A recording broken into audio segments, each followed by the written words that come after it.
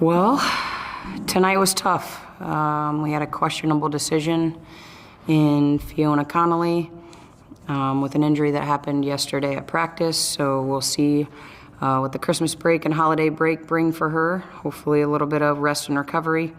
And then another unfortunate event. We'll have to wait on Autumn Dib and see, kind of what's going on with her going forward. But I think the frustrating part for me is not offensively. It's more of our effort. And for whatever reason, when we get behind, I think that we fall apart mentally. And we just couldn't get it to click. So we got behind hard in the first quarter, and then it was an uphill battle. But 56-30 on the rebounds, never something that we want.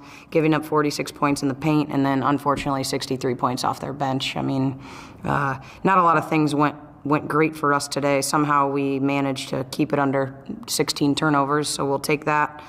We just got to be able to make shots, but unfortunately we couldn't play on both sides of the ball tonight. A kid like Alia to offensively just how do you take the spark of her being able to score and kind of fill out that portion of the box score? That kid is tremendous right now. I don't know what else to say about her.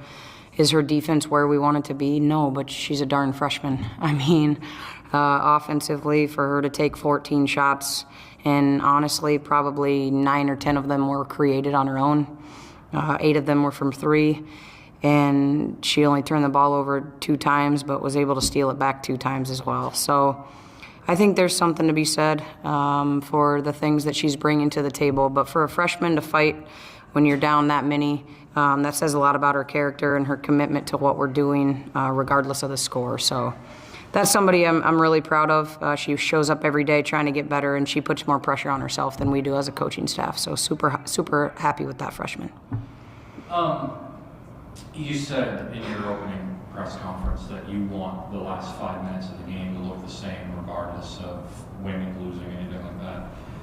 Isabella and Bella are 2 kids that have not played a ton this year, and Bella comes in and hits a shot, and you guys are down by 50, and the bench is erupting. They were all smiles. It didn't look like a team that was losing by 50. I guess if you're to take any solace out of today, can you just kind of talk on that moment for a little bit?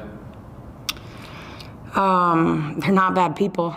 We just can't get it done right now.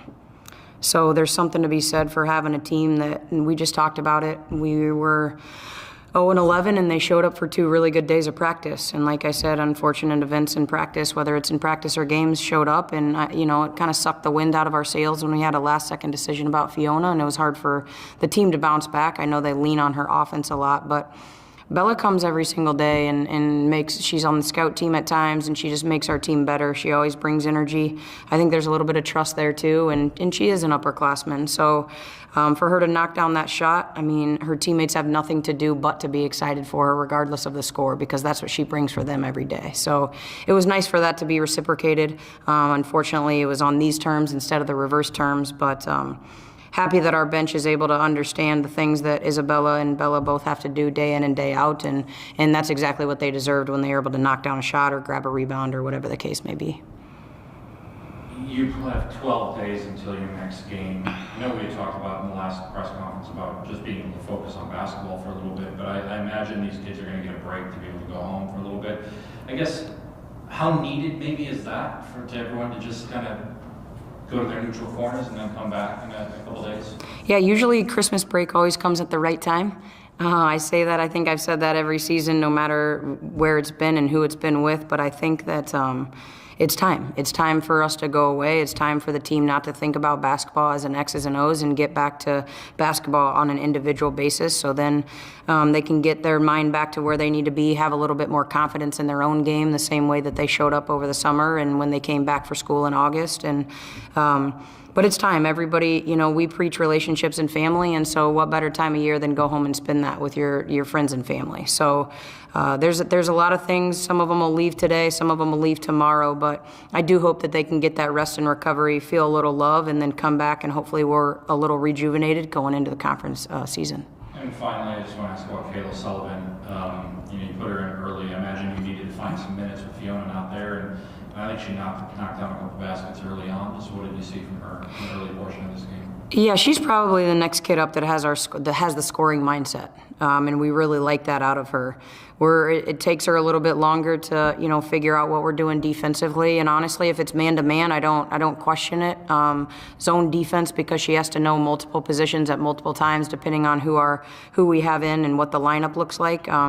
It just takes a little bit more, and she needs a few more reps at that. But we put her in because of that offensive mindset, and I think that she got to where we wanted her to get. She got to the lane. She got herself to the free throw line. So hopefully in the future, a few more of those shots fall down. Thank you. Thanks.